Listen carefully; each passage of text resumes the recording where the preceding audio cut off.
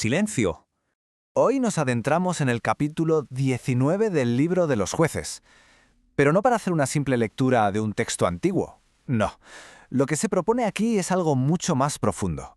Una especie de autopsia espiritual. Se trata de desvelar la anatomía de cómo un alma, una relación o incluso una sociedad entera llega a desmoronarse. Y aquí, en esta frase, está la clave de todo, la tesis central. Porque el desastre que vamos a contemplar, ese horror, no aparece de la nada, no es un relámpago en un cielo despejado, para nada. Es la última parada de un tren que lleva mucho tiempo en marcha. Un tren de pequeños compromisos, de verdades que se callaron y, sobre todo, de actos justos que siempre se dejaron para mañana. Bueno, pues vamos a entrar en materia. Empezamos con el primer acto. Y lo sorprendente es que la tragedia no es algo que ocurra al final. En realidad, ya estaba toda contenida, como una semilla, en la primera frase del relato. Todo estaba ya en esa fundación defectuosa. El relato arranca con una frase que lo dice todo. En aquellos días no había rey en Israel. Y ojo, esto no es solo un apunte histórico o político, es en el fondo un diagnóstico espiritual. Describe una vida sin un logos, sin un centro ético que la ordene, que la guíe. Un estado en el que cada cual hace lo que le parece, movido por su propio impulso, su miedo o su conveniencia. Y esta es la atmósfera que lo va a envenenar absolutamente todo.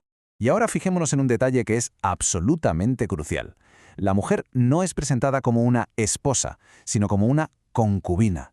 Desde un punto de vista simbólico esto es potentísimo. La concubina aquí representa al alma misma. Un alma que es amada, sí, claro que sí, pero que no tiene la custodia, la protección de un pacto sagrado y total. Es un afecto sin responsabilidad última, una vida que por tanto queda vulnerable. Entonces, si juntamos las piezas, ¿qué tenemos? Este es el punto de partida, la anatomía de la tragedia inicial.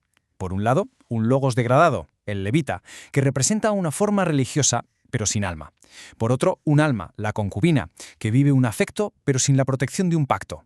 ¿El resultado? Pues una relación sin custodia, una religión que a la hora de la verdad no protege realmente a lo vulnerable. El escenario desde el principio es de una exposición total. Bien, y ahora viene una parte muy sutil pero clave. ¿Cómo se sostiene esta estructura tan frágil? No es con gritos ni con violencia.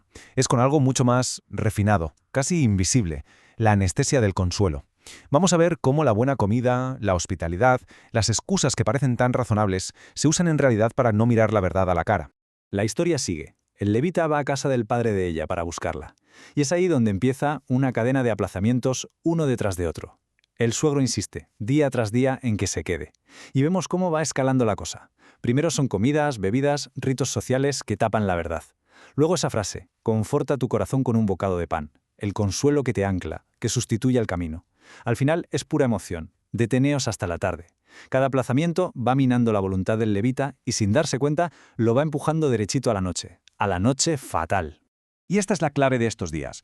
Ojo, que nadie se confunda. No están celebrando una reconciliación de verdad.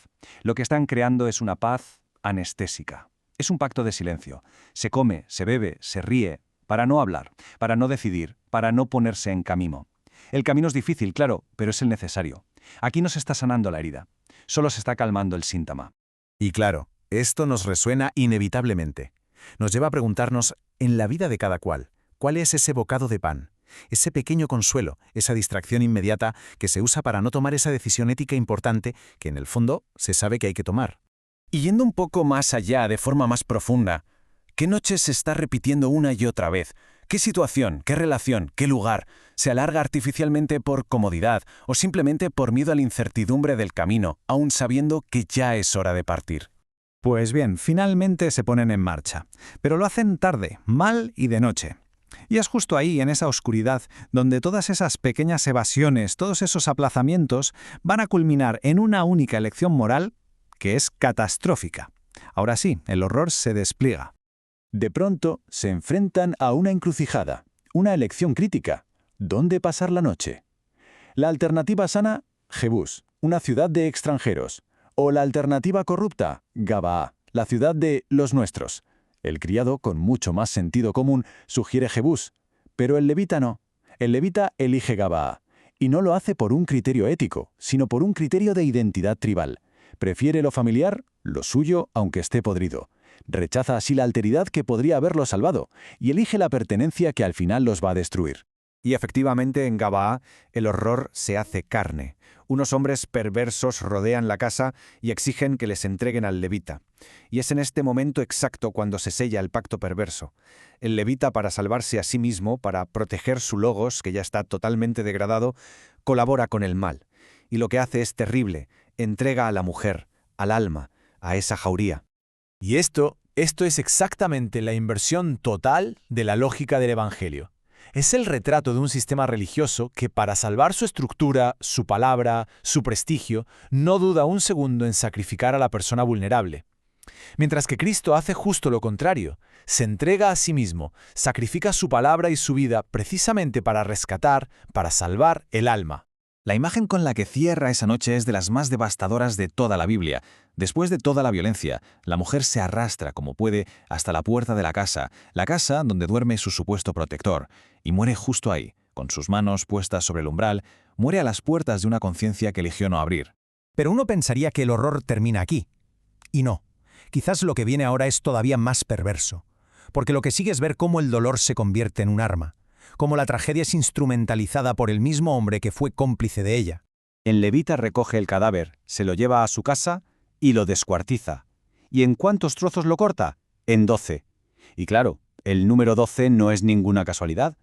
Envía cada uno de los trozos a una de las 12 tribus de Israel. Con este gesto está convirtiendo un horror privado y una culpa muy personal en un mensaje político para toda la nación. Este es el acto final de la degradación. El cuerpo del alma, esa mujer, deja de ser una persona con un nombre, con una historia, con un dolor, y pasa a ser un argumento. Se convierte en una bandera para llamar a la guerra, en un arma retórica. Y el levita, el que fue colaborador necesario, se reinventa a sí mismo como la única y gran víctima, transformando su traición privada en una gran causa pública. Y es increíble cómo esta historia tan antigua resuena con una fuerza brutal hoy en día.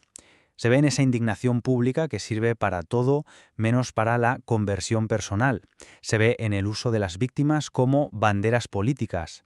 Se ve en el escándalo que estalla para tapar la propia culpa, la propia complicidad. Se ve en la reacción visceral que nos evita el trabajo mucho más difícil de la responsabilidad. Y por eso al final el relato nos deja con una pregunta increíblemente incómoda. Una pregunta que viaja a través de los siglos y nos interpela hoy, aquí y ahora. ¿Qué cadáver simbólico, qué dolor ajeno, qué víctima se exhibe hoy en la plaza pública, sin atreverse a reconocer la propia parte en el crimen? Como vemos, este pasaje es una fuente inagotable de sabiduría sobre las dinámicas más profundas del alma y de la sociedad. Para seguir profundizando en estas enseñanzas y participar en nuestros sínodos y espacios de estudio, escribe a quiero@caminoanimamundi.org.